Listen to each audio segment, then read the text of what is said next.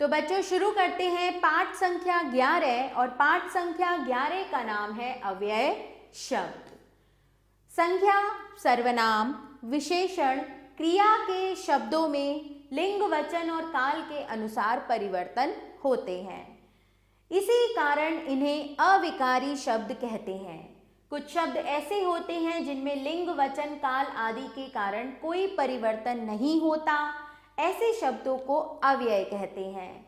ऐसे शब्द जिनमें लिंग, वचन, काल के प्रभाव के कारण कोई परिवर्तन नहीं होता है, उन्हें अव्यय शब्द कहते हैं।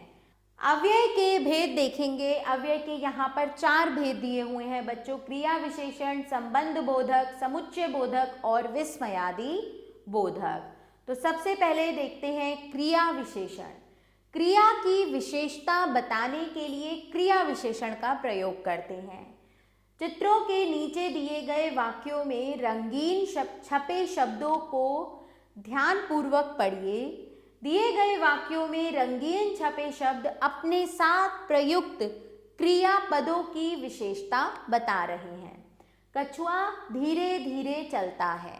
चलना क्रिया हो रही है, लेकिन यहाँ पर क्रिया की विशेषता क्या है कि वो धीरे धीरे चलता है, तो ये हुए क्रिया विशेषण। हिरन तेज दौड़ता है। दौड़ने की विशेषता है कि वो तेज दौड़ता है। क्रिया शब्दों की विशेषता बताने वाले शब्दों को क्रिया विशेषण कहते हैं। अब देखेंगे हम क्रिया विशेषण के भेद। अर्थ के आधार पर क्रिया विशेषण के 4 भेद होते हैं। कालवाचक क्रिया विशेषण।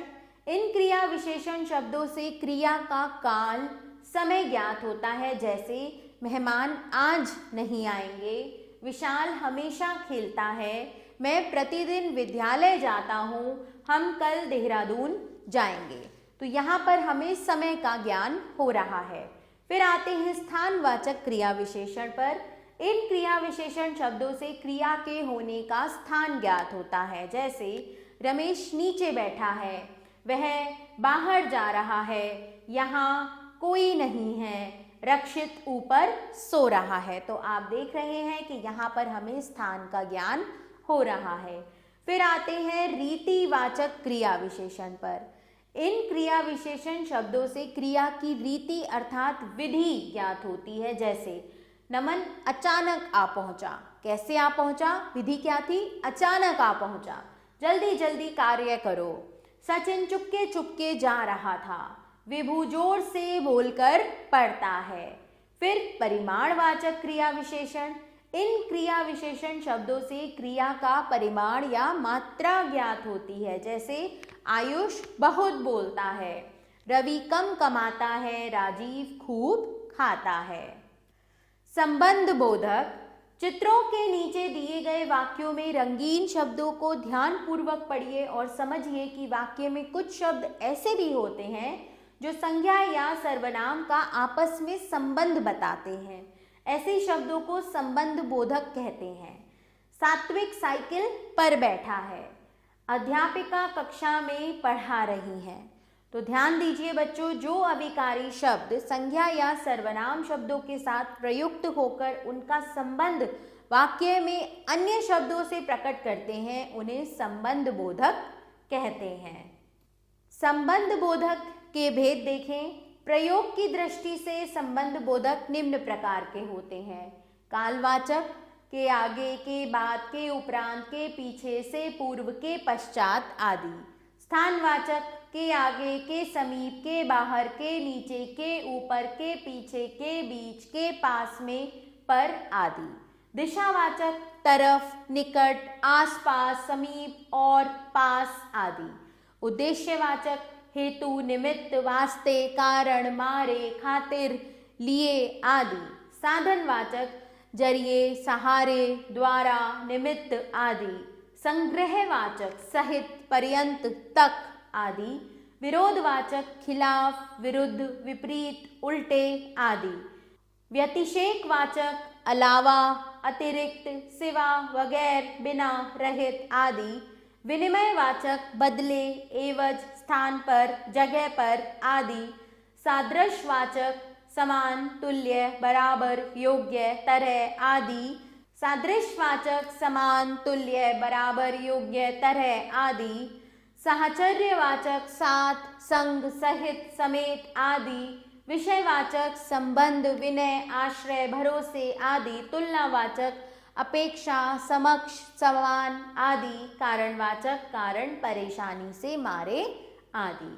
संबंध बोधक कारक चिन्हों की, के, से आदि के साथ प्रयोग किए जाते हैं, जैसे घर की ओर, विद्यालय के सामने, आजादी से पहले।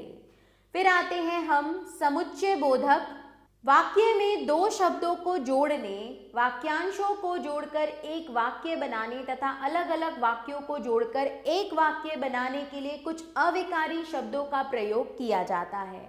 ये अविकारी शब्द समुच्चय बोधक कहलाते हैं। निम्नलिखित वाक्य में आए रंगीन छपे शब्दों पर ध्यान दीजिए। शिवम और दक्ष दौड़ रहे हैं। अपूर्व का भाई तथा राहुल का भाई पढ़ रहे हैं। मैं संजय की दुकान पर गया था परंतु मैं संजय से नहीं मिल सका। यहाँ पहले उदाहरण में और शब्द दो शब्दों, दूसरे उदाहरण में तथा शब्द दो वाक्यांशों तथा तीसरे उदाहरण में परंतु शब्द दो वाक्यों को जोड़ रहा है। अतः और तथा परंतु शब्द समुच्चय बोधक हैं। जो अविकारी शब्द दो शब्दों, वाक्यांशों या वाक्यों को जोड़ते हैं उन्हें समुच्चय बोधक कहते हैं। अब आते हैं विस्मयादि बोधक अव्यय पर। विस्मयादि बोधक का अर्थ होता है विस्मय आदि भावों का बोध कराने वाले। इसका पहचान चिन्ह यह होता है, आप देख सकते हैं, ये विस्मयादि बोधक चिन्ह है। दिए गए वाक्यों को ध्यान पूर्वक पढ़िए और विस्मयादि बोधक को समझिए। अरे कितना विशाल भवन है, आहा हम मैच जीत गए, छी कितनी बदबू है, आह मेरी साइकिल टूट गई।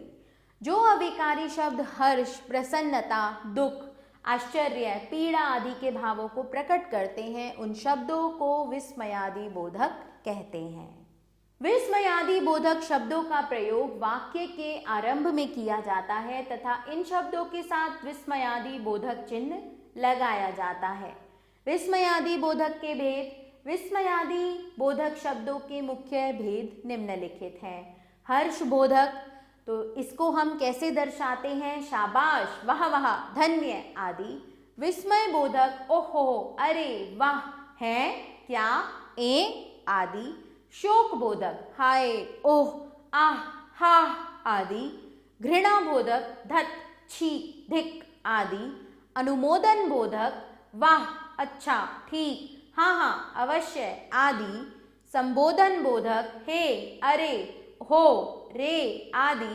तिरस्कार बोधक, भाग भाग, हट हट हट आदि। अब आते हैं बच्चों रचनात्मक मूल्यांकन की ओर। सही विकल्प पर सही का चिन्ह लगाइए। क्रिया की विशेषता बताने वाले शब्द क्रिया विशेषण कहलाते हैं। दो संज्ञा अथवा सर्वनाम का आपस में संबंध जोड़ने वाले शब्द संबंध बोधक कहलाते हैं। निम्नलिखित में से कौन सा शब्द विस्मयादि बोधक अव्यय नहीं है, क्यों? निम्नलिखित में से कौन सा शब्द समुच्चय बोधक है परंतु निम्न में से कौन सा घृणा बोधक नहीं है? वाह। चलिए आगे चलें। उचित समुच्चय बोधक शब्दों द्वारा रिक्त स्थान भरिए। तुम घर में गुजराती बोलते हो या मराठी। मैं उसकी प्रतीक्षा करता रहा लेकिन वह नहीं आया, तो यहाँ पर आएगा लेकिन। वह धनी अवश्य है पर है कंजूस। ध्यान से चलो वरना तो गिर पड़ोगे। उचित विस्मयादि बोधक द्वारा वाक्य पूरे कीजिए। अरे शर्मा जी आप कब आए? तो हम इसे किस तरह से लिखेंगे? अरे और फिर हम लगाएंगे विस्मयादि बोधक का चिन्ह। ओह मेरा हाथ कट गया। ओहो कितनी ठंडी हवा चल रही है।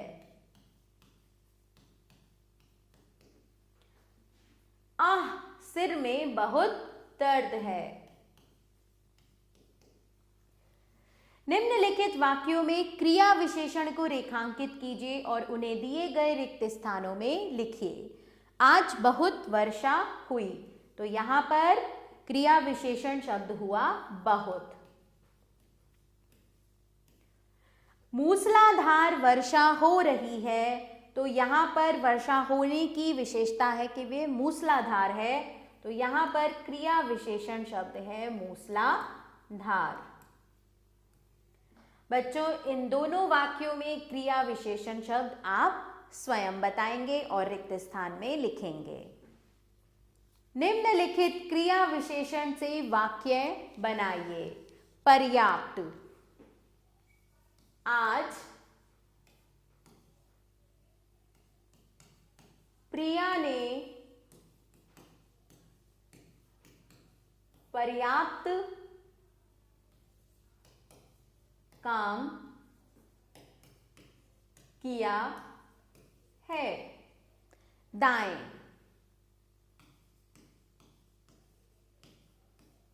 अपने दाएं और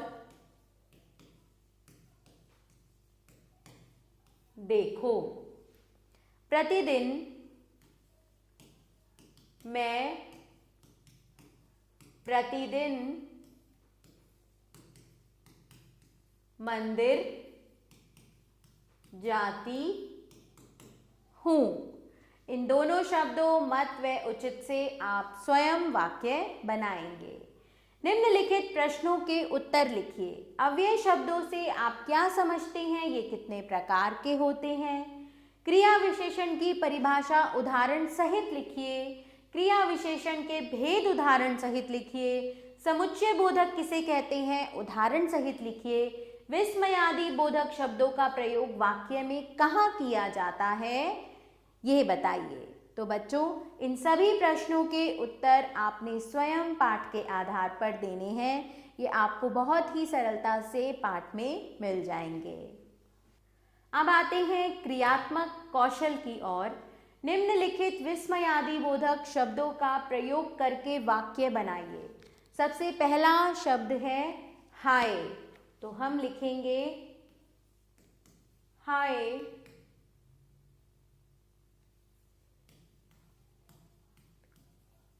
मेरे घर में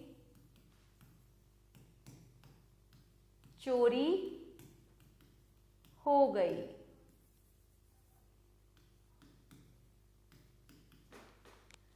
दूसरा वाक्य है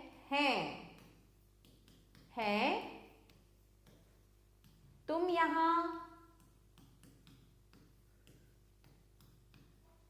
क्या कर रहे हो?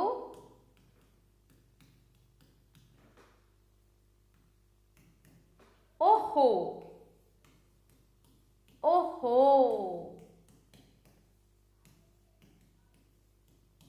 मैं तो परीक्षा में पेन लाना ही भूल गया। बच्चों, धत और हट, इन दोनों विस्मयादि बोधक शब्दों का आप स्वयं वाक्य में प्रयोग करेंगे। आभार बच्चों, मिलते हैं नए पाठ के साथ।